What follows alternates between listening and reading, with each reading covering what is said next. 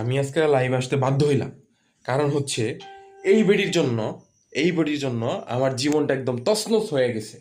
এই বেডি আমার জীবনটা একদম শেষ করে দিছে, আমার লাইফটা একদম বরবাদ করে দিছে।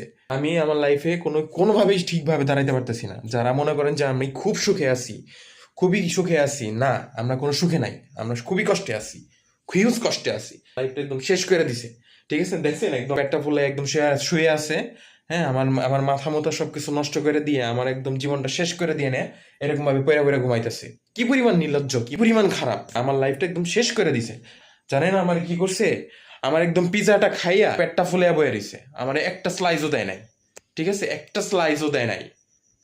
আমার পিজাটা একদম সম্পূর্ণ খাইয়া একদম পেটটা ফুলে শুয়ে আছে।